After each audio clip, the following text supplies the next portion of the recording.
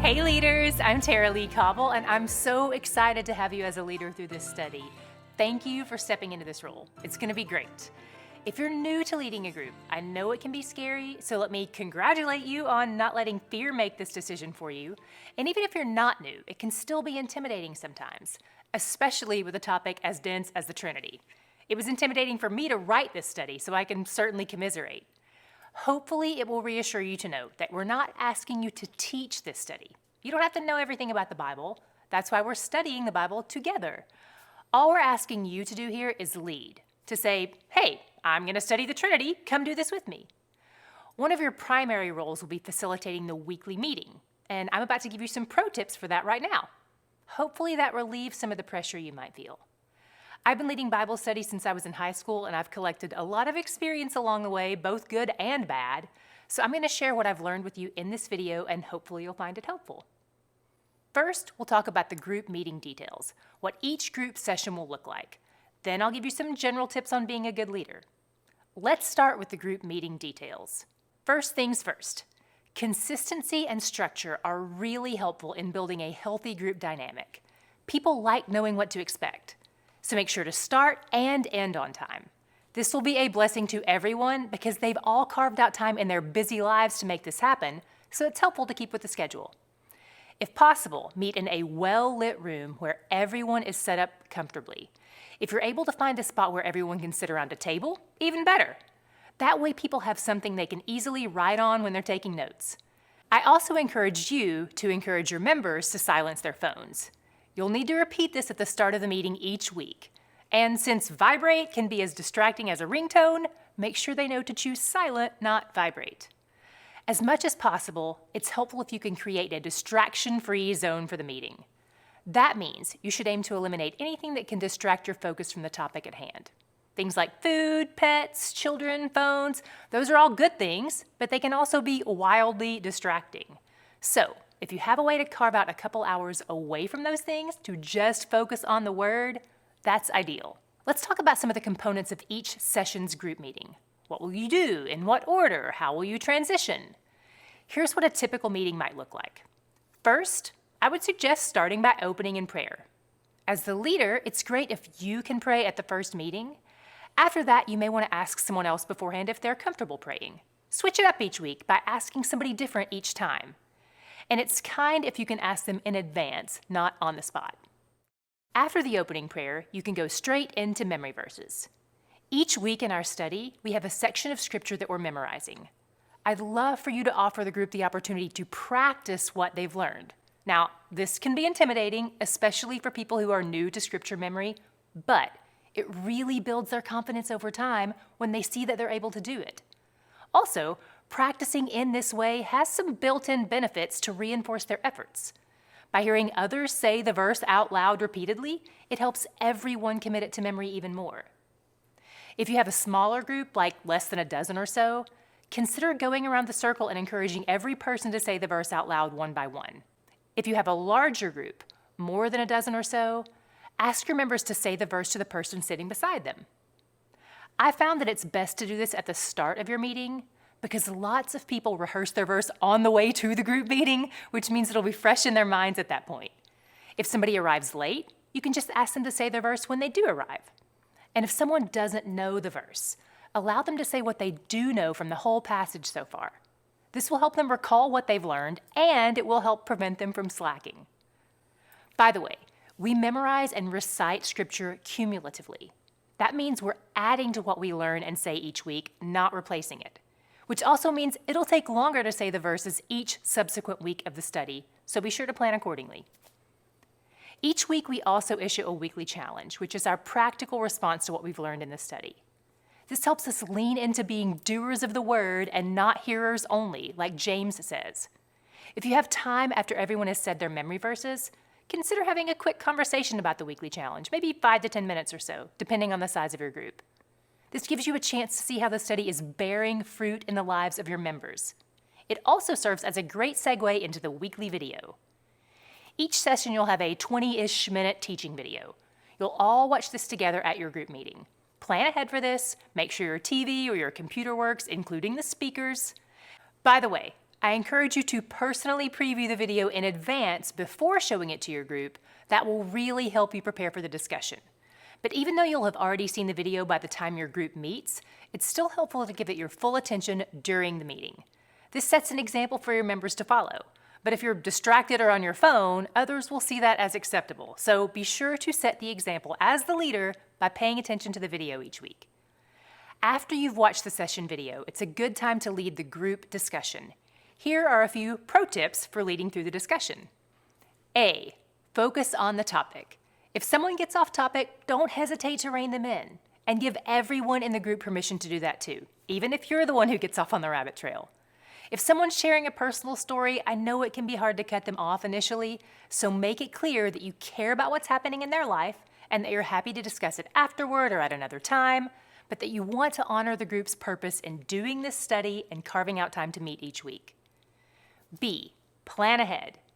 Each week we've included about 10 discussion questions that you can use during your group meeting. You'll want to review these beforehand and mark the ones you want to discuss. By the way, you don't have to discuss every single question every week. You may not have time for that, especially if your group is on the larger size. So choose the ones you may think will serve your group best. You may also want to mark any questions or statements that jump out to you as you're doing the study, putting a star by the things you want to share or by the questions you want to address in the discussion. However you choose to approach the discussion time, just come with a plan. C, be selective. Not only do you not have to answer all the questions, but you also don't have to have everyone answer the questions you do choose. If you're a smaller group, it may be wise use of your time to have everyone answer. But if you're a larger group, you may only want to hear from a few people on each question. And if you finish early, you can always go around the room and ask everyone to respond to the question, what stood out to you most in this week's study? D, give direction. If you've been in a group discussion of any kind before, chances are you've encountered the overtalker and the undertalker. There's often a person who has lots of ideas and opinions and questions and stories, and then there's someone who's happy to let that person talk on endlessly because they don't want to talk. As the leader, your goal is to rein in the overtalker and call on the undertalker. Let the group know up front that you want everyone to contribute to the conversation. We trust that God is teaching everyone something through our study of Him and His Word, and you might be surprised at who has some incredible insights. As we're quieting some people and inviting others to chime in, the last thing we want to do is embarrass either person. So if you notice early on that person A is talking all the time and person B is silent, then try calling on specific people when you ask a question and let them know you value their contribution. You could say, Aaron, we haven't had a chance to hear your thoughts on any of this yet. I'd love to hear what your answer is for this next question.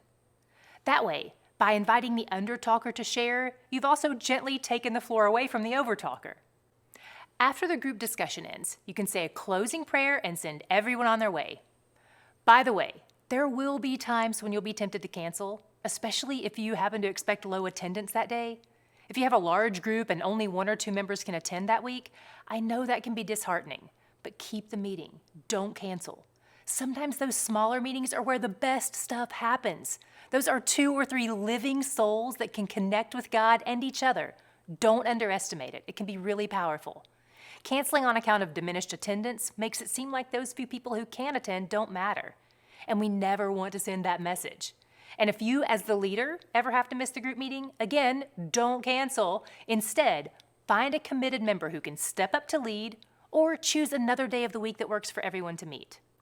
Okay, so that's what a weekly meeting might look like for you. Opening prayer, memory verses, weekly challenge discussion, session video, group discussion, closing prayer.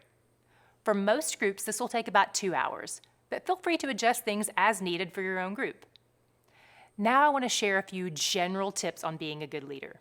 The evangelist D.T. Niles said, Christianity is one beggar showing another beggar where he found bread. We're all beggars here. Your role is to help others get to where you are.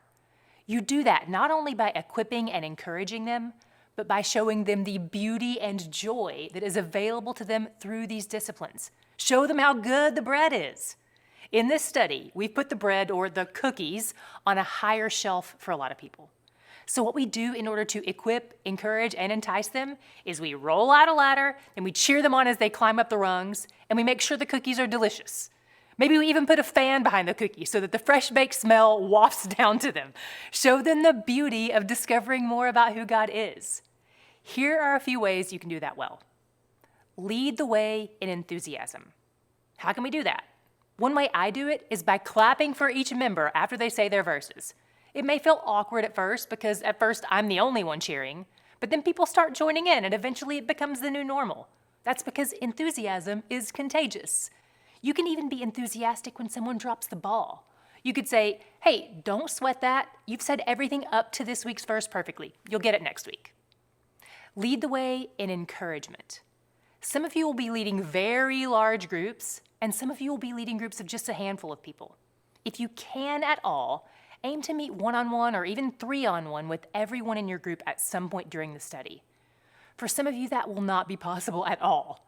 If not, you may want to email your members individually instead and ask them how you can pray for them throughout this study. Then assign a day of the week to each person as your day to pray for them. If you have a chance, send them a text on the day that you're assigned to pray for them and let them know you're praying for them. This extra step goes a long way in encouraging your members and making them feel seen, known, and valued. People will stick around in a study where they're struggling if they feel loved. Lead the way in character. 1 Timothy 3 lays out the qualities for elders, and while I doubt that many or any of you watching this video are elders at your church, there's still good qualities in that passage for leaders in general. So read through that list when you have a chance. You may notice that there's only one thing in that list that's a skill: able to teach. The rest of the qualifications are about character. Pay attention to your character. It matters. Lead the way in love. You may see things in the lives of your members that no one else is seeing. You may have an opportunity to love and bless this person in a way they've never been loved or blessed. Where a member's actions are off, whether it's blatant sin or just not doing the study, always start by addressing their heart, not their actions. What I mean by that is, instead of saying, "You're really dropping the ball, get it together," you might say, "Hey, I feel like I've been seeing X in your life, so I just wanted to reach out to you, first of all, to see if my perception is accurate or not.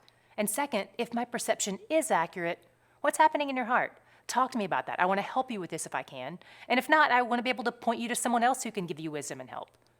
When someone feels loved and pursued in the midst of their sin, they get a glimpse of the Father's love, and you will be blessed by being the one to show them that kind of love. Lead the way in vision. I know this is just a 6-week study, but chances are you're going to be leading something beyond this. This isn't the only place you're going to step up to the plate to lead. If you're narrow-minded or short-sighted in your vision, you'll burn out. You'll expect things in the now that can only happen in the long run. Or you won't even think about the long run, and you'll realize you weren't prepared for all it demanded of you. We're not sprinters here, we're marathoners. Whether you know it or not, you're engaging in discipleship. And that is not a small vision. It's a God-sized vision and calling. And in order to be sustained through it, there are 2 things you'll have to stay connected to or you'll burn out. Number 1, the gospel. Number 2, the people. When you feel spiritually drained as a leader, make sure you're spending time alone with God to be filled up. Not so that you can get something to pour out, but so that you can be poured into. Make sure you're resting or taking a Sabbath. And when you feel emotionally drained as a leader, go do something fun with your people. It will connect you to the humans behind the mission. You are doing a great work for the kingdom. You aren't responsible for the responses of your members. You're only responsible for the way you lead. There will be fruit. In John 15, Jesus said, "By this my Father is glorified, that you bear much fruit and so prove to be my disciples. These things I've spoken to you, that my joy may be in you and that your joy may be full." I want you all to bear the mark of God's blessing and to feel the joy that He has for you in this study and in this role of leadership. I can't wait to dig into this study with you and learn more about God together. Lean in, my friends, because He's where the joy is.